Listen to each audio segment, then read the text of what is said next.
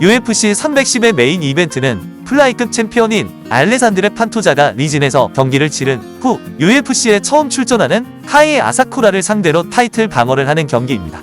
알레산드레 판토자는 34세의 노련한 챔피언으로 전적은 28승 5패입니다. 그의 신장은 5피트 5인치이고 팔 길이는 68인치입니다. 반면 31세 카이 아사쿠라는 21승 4패의 기록을 가진 신인이며 신장은 판토자보다 조금 더 크지만 팔 길이는 비슷할 것으로 예상됩니다. 아사쿠라는 UFC에 첫 발을 내딛는 만큼 쉽지 않은 도전에 직면해 있습니다. 두 선수 모두 비슷한 신체적 특징을 가지고 있어 흥미로운 대결이 될 것입니다. 판토자는 뛰어난 경험과 기술로 강력한 챔피언으로 자리 잡고 있으며 여러 주요 승리를 거두었습니다.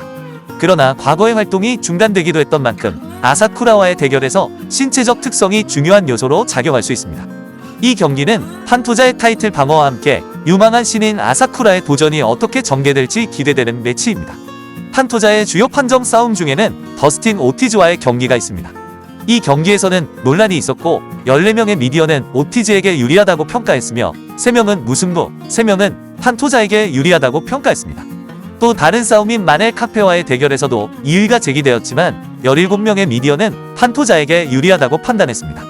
마지막으로 스티브 데르체그와의 경기는 치열한 승부로 22명의 미디어가 판토자에게 유리하다고 평가했습니다. 통계적으로 보면 판토자는 분당 평균 4.41회의 타격을 기록하며 높은 출력을 보여주고 있습니다. 타격 정확도는 49%이며 타격 방어율은 50%로 상당한 피해를 입기도 했습니다. 평균적으로 15분당 2.61회의 테이크다운을 시도하며 그 정확도는 47%입니다. 테이크다운 방어율은 68%입니다. 판토자의 최근 활동은 안정적이었고 그의 다양한 통계는 타격과 그래플링 능력을 잘 보여줍니다. 일부 판정에 대한 논란이 있었지만 대부분의 미디어는 그를 선호하는 의견이 많습니다. 그는 다소 피해를 입기도 하지만 높은 타격 출력과 뛰어난 그래플링 기술로 이를 보완하고 있습니다. 카이 아사쿠라는 리진에서 뛰어난 경력을 쌓은 후 UFC에 데뷔하게 됩니다. 아사쿠라는 31세로 전적은 21승 4패입니다. 이 중 13승은 녹나웃으로 3승은 서브미션, 5승은 판정으로 이겼습니다. 그의 신장은 5피트 8인치로 알레산드레 판토자보다 3인치 더 큽니다. 그의 주요 업적에는 2회 리진 벤텀급 챔피언을 차지한 것과 2019년 리진 벤텀급 그랑프리 준우승이 있습니다. 아사쿠라는 저펜 탑팀에서 훈련하며 실력을 쌓아왔습니다. 아사쿠라는 UFC 데뷔를 앞두고 강력한 노가웃 파워와 챔피언 경험을 갖추고 있어 위험한 도전자가 될 가능성이 큽니다. 그는 판토자보다 3살 어리며 더 큰 체격으로 UFC에서의 전환이 큰 발전을 의미합니다. 리진에서의 그의 성과는 그가 강력한 경쟁자임을 보여줍니다. 카이 아사쿠라는 몇몇 주목할 만한 승리를 거두었습니다. 그 중에서 마넬 카페, 교지 호리구치, 후안 아르출레타와의 경기가 특히 기억에 남습니다. 하지만 아사쿠라는 리진에서 마넬 카페와 교지 호리구치 그리고 히로시 마사에게 패한 경험도 있습니다. 최근 몇 년 동안 아사쿠라의 활동은 다소 제한적이었습니다. 2021년에는 2번 경기를 치렀지만 2022년에는 경기를 하지 않았고 2023년에 2번 싸움에 나섰습니다. 그의 주요 우려 사항 중 하나는 플라이급에서의 경험 부족입니다.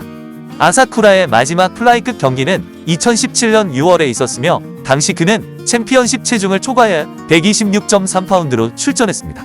아사쿠라는 카페와 호리구치 같은 저명한 파이터를 이긴 경력이 있지만 플라이급에서의 활동 부족과 경험의 결여는 우려가 됩니다. UFC 데뷔 전에서 125파운드 체중을 맞출 수 있는 능력도 중요한 요소로 주목해야 할 것입니다. 카이 아사쿠라는 주로 벤텀급에서 활동해왔으며 마넬 카페와 호리구치 교주와의 중요한 경기도 있었습니다. 그러나 플라이급에서의 마지막 경기는 2017년 6월로 당시 챔피언십 체중인 126.3파운드를 초과했습니다. UFC 데뷔를 위해 정확히 125파운드를 맞춰야 하는 것은 큰 압박감으로 작용할 것입니다. 또한 아사쿠라는 최근 몇 년 동안 활동이 제한적이었습니다. 2022년에는 경기를 전혀 치르지 않았고 2023년에는 2번만 싸웠습니다. 그의 가장 최근 경기는 거의 1년 전 후안 아르출레타를 상대로 한 승리였습니다. 이러한 활동 부족은 더 활발한 판토자와 대조적입니다. 배팅 배당률을 살펴보면 알레산드레 판토자는 마이너스 265로 선호되는 선수이며 이는 약 3대1의 배당률입니다. 반면 카이 아사쿠라는 플러스 200의 언더독으로 평가받고 있습니다. 토폴로지의 팬 투표에서는 78%가 판토자를 지지하고 22%가 아사쿠라를 선택했습니다. 아사쿠라는 플라이급에 처음 도전하며 최근 활동 부족을 극복해야 하는 여러 어려움이 있습니다. 이러한 요소와 판토자의 챔피언십 경험이 결합되어 판토자가 확실한 우승 후보로 여겨지고 있습니다. 하지만 아사쿠라의 노가웃 파워와 리진에서의 성공은 그를 이 흥미로운 매치업에서 언더독으로 남게 하는 요소입니다. 알렉산드르 판토자가 타이 아사쿠라를 상대로 판정승을 할 것이라는 예측을 해보겠습니다. 체중 감량에 대한 우려가 있습니다. 아사쿠라는 8년 동안 플라이급에서 싸운 경험이 없기 때문에 체중 조절이 이 경기에서 중요한 요소가 될 것입니다. 판토자의 전적을 살펴보면 그의 승리 중 36%가 판정승이며 이는 그의 서브미션 승률과 일치합니다. 아사쿠라의 최근 패배도 영향을 미칠 수 있습니다. 그는 마넬 카페와 호리구치 교주에게 노가웃으로 패했지만 판토자의 낮은 KO율은 타격으로 경기를 끝낼 가능성이 적다는 것을 시사합니다. 최근 성적을 보면 판토자는 마지막 3경기에서 모두 끝까지 갔으며 5라운드 경기에서 내구성과 일관성을 보여주었습니다. 반면 아사쿠라는 플라이급에서의 경험 부족과 지구력에 대한 의구심이 있어 판토자가 5라운드 동안 그를 압도할 가능성이 높습니다. 판토자의 경험과 내구성 그리고 5라운드 동안의 일관된 성과는 그를 가장 유력한 승리 후보로 만듭니다. 아사쿠라의 타격력은 위협적일 수 있지만 체중 감량 문제와 플라이급에서의 활동 부족은 판토자가 판정승을 거둘 가능성을 더욱 높입니다. 알레산드레 판토자는 노가웃 아티스트는 아니며 최근 대부분의 싸움에서 거리를 유지하는 스타일을 보여왔습니다. 그의 마지막 두 노가웃 승리는 나이가 많은 윌슨 레이스와 맷 슈네를 상대로 이루어졌습니다.